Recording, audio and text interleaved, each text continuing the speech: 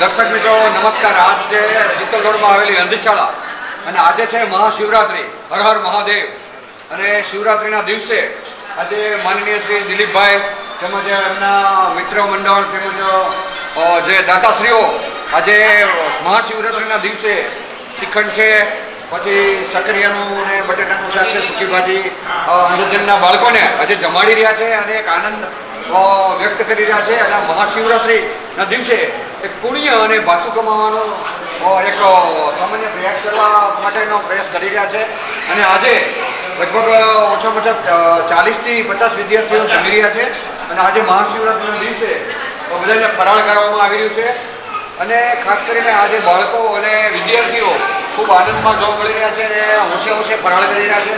અમારા ચીમનભાઈ છે, તેમજ અમારા તબલા વાદકો, તેમજ બેટીવાળા અને બધાએ આજે ભજનને બહુ જમાવટ કરી છે શિવરાત્રિના દિવસે. અને આજે માત્ર ને માત્ર ફરાળ કરી અને શિવરાત્રિનો હર હર મહાદેવનો નારો લગાવી અને આજે અહીંયા તમને એમ લાગે કે આજે આપણે શિવરાત્રિના મેળામાં આવ્યા એવી પરિસ્થિતિ છે. તો શું કહેશો દિલીપભાઈ, આજે શું પ્રસંગ છે, કઈ રીતે? આજે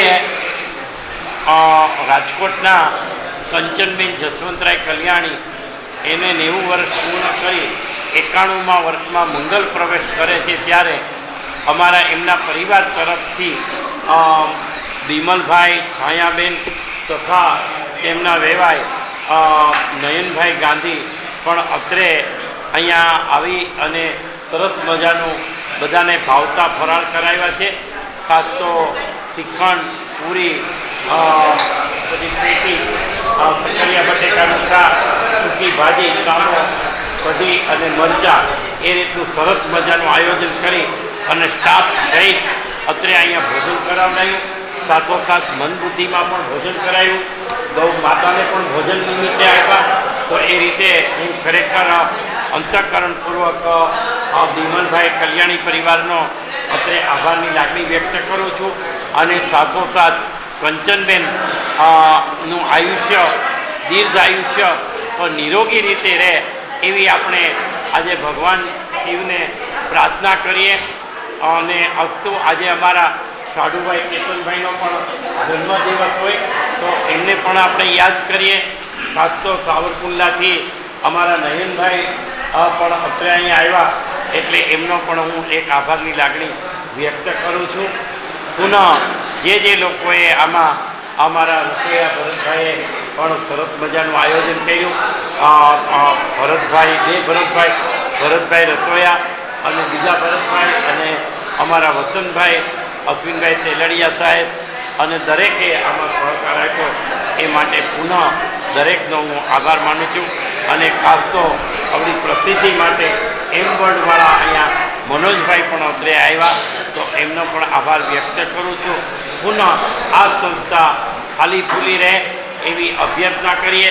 અને સાથોસાથ આ સંસ્થામાં ફક્ત ને અમે ભોજનની સાથોસાથ 5 વર્ષ સુધીમાં સંગીત ક્લાસીસ, ટ્રેનિંગ ક્લાસીસ, વણાટ class, motor rewinding classes, book guiding class, Braille લિપિ ક્લાસ, કોમ્પ્યુટર ક્લાસ અને મસાજ કેન્દ્ર પણ સારું ફૂલ બોડી મસાજ કેન્દ્ર પણ કરી દેવામાં આવે છે અંધ વિદ્યાર્થી મારફત. તો પુનઃ આ અમારી જે પ્રવૃત્તિ છે એ આગળ વધે અને અમારા જે વિદ્યાર્થી છે એ પગભર થાય. આજે શિવરાત્રિના દિવસે હું અતિશયોક્તિ નથી કહેતો પણ અમારા લગભગ સ્ટુડન્ટો 750 સ્ટુડન્ટો અત્યાર સુધીમાં ગવર્મેન્ટ જોબમાં થયા છે. અને છેલ્લા 15-20 વર્ષથી ભરતી બંધ છે એટલે નથી થતા. પણ હમણાં અમારા 3 વિદ્યાર્થીઓ રેલવેમાં અત્રે અહીં આવ્યા છે. તો પુનઃ હું સંસ્થાનો આભાર માનું છું. અમારા પરિવારમાંથી પણ અમારા નાના ભાઈ એવા અશ્વિનભાઈ પણ આ પ્રસંગ ઉપર ઉપસ્થિત રહ્યા છે. તો એમને પણ દરેકને હું વંદન કરું છું. અસ્તુ.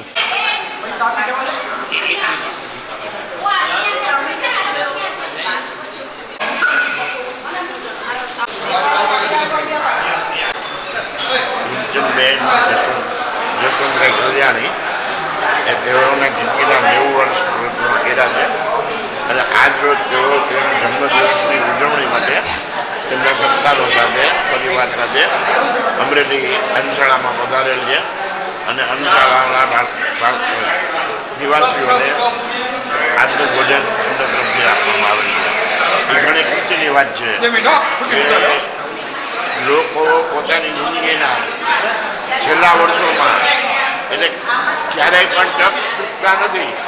કોઈ પણ એને અવસર મળે એટલે એ અવસરને એ લોકો સમાજ માટે કેમ ઉપયોગી હોવાય, સમાજનું ઋણ કેમ ચૂકવાય એના માટે હંમેશા પ્રયત્નશીલ હોય છે.